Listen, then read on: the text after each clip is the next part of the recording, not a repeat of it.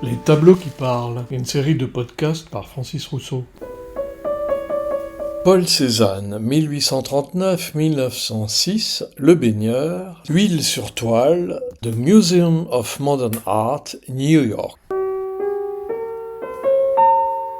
Ce baigneur solitaire fait partie d'une série de plusieurs toiles représentant des baigneurs que Cézanne peignit au tournant du XXe siècle, l'époque où les bains de mer ou de rivière et les activités de plein air en général étaient en plein essor. Enfin, je me rappelle de Cézanne dans son atelier. Jean Renoir. Ce qui m'avait frappé, c'était le côté broussailleux de son visage. Il semblait qu'il n'y avait que des poils. Mais en réalité, baigneurs et baigneuses n'ont jamais cessé d'être représentés en peinture depuis l'Antiquité, et ceci même au Moyen-Âge et sous la Renaissance. Ce qui est nouveau dans cette représentation, ce n'est pas tellement donc le sujet, mais la personnalité du sujet. En effet, il ne s'agit ni d'un dieu, ni d'un héros mythologique, ni d'un roi, mais de Monsieur Tout-le-Monde, incitant par là même tous les autres Messieurs Tout-le-Monde à faire de même. Toi, t'en connais des gens sales, hein?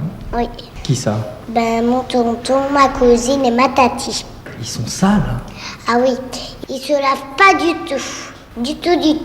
Même quand on va chez les gens.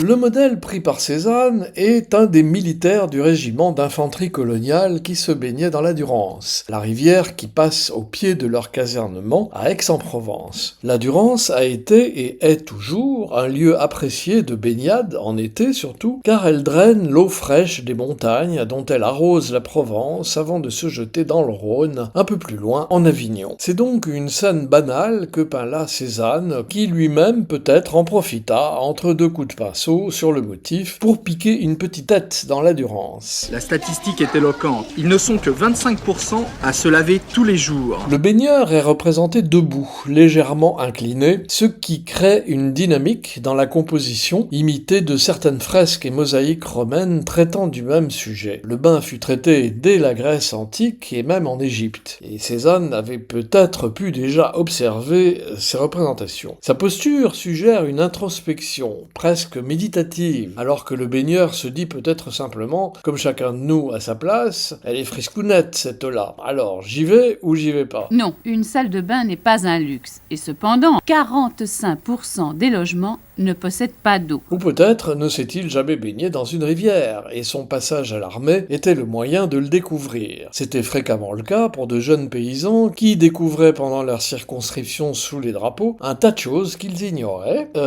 Oui bon, ça va. C'est un sujet gênant encore aujourd'hui, l'hygiène. Bien sûr.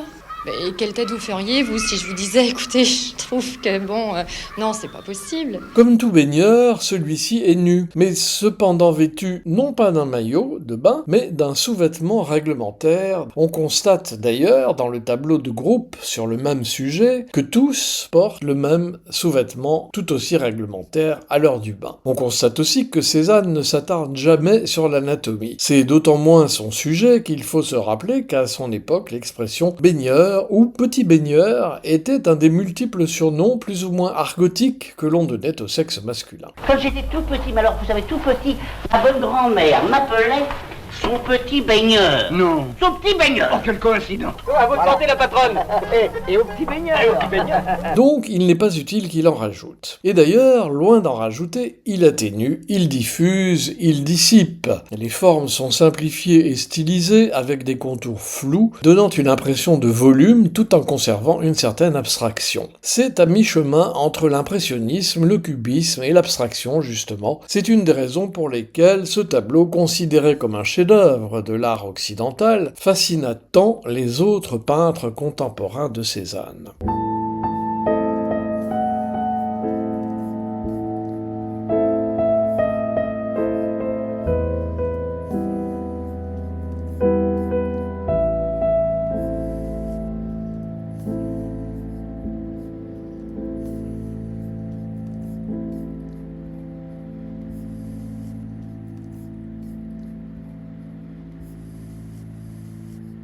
Côté palette, elle est caractéristique de celle que seul un peintre qui peint sur le motif, en plein air, dans le cas précis, peut posséder. Elle utilise exclusivement des couleurs terreuses et des tons naturels, créant une harmonie inédite entre le sujet et le paysage dans lequel il se situe. Ici, il s'agit d'un paysage des bords de Durance, donc, avec, on le note au passage, encore un hommage appuyé, presque obsessionnel, chez Cézanne, au massif de la Sainte-Victoire que l'on aperçoit dans le lointain. Les nuances de vert et de bleu évoquent l'eau et la fraîcheur des rives du fleuve, insistant sur une connexion mystérieuse et profonde qui existe entre l'homme et la nature. Et peut-être que dans un monde auquel tout ressemble à tout, les circonvolutions des étoiles ne ressemblent pas mal aux involutions des entrailles humaines. Marguerite Yourcenar. Tout ça est ensemble fait de cette même matière que nous connaissons encore si mal. La représentation du corps masculin, lui-même robuste et solide, peut être interprétée comme une célébration de la virilité et de la force physique, tout en restant ancrée dans une certaine vulnérabilité, celle de la jeunesse. Âgé de seulement 46 ans lorsqu'il peint ce tableau, le peintre commence à prendre conscience que la jeunesse est vulnérable et fugace. C'est cette fragilité qu'il fixe si bien dans ce portrait. La vie est belle parce que nous mourrons. Jean d'Ormesson. Ce serait atroce si nous ne mourions pas. Et quand le Christ veut punir le juif errant, il le condamne à l'immortalité. Le plus savoureux de ce tableau est que ce jeune militaire qu'il représente n'est pas passé à la postérité pour ses faits de bravoure sous les drapeaux, mais simplement pour avoir pris, par une chaude journée de l'été 1885, un bain dans la Durance. Prenons le père Cézanne. Jean Renoir. Quelquefois, il mettait 1 an à peindre une pomme. Et pendant 1 an, il peinait, il suait pour essayer de saisir toutes les caractéristiques de cette pomme. Il s'identifiait à cette pomme, il devenait cette pomme. Et finalement, cette pomme était plus un portrait de Cézanne que s'il n'avait pas son portrait. Ponctuation sonore. Jean Renoir. Entretien sur le cinéma et la peinture. Rencontre avec Paul Cézanne, 1971. Enquête sur le bain. La page de la femme. Radio-télévision française, 1962. Enquête sur la propreté, Institut national de l'audiovisuel, 1986.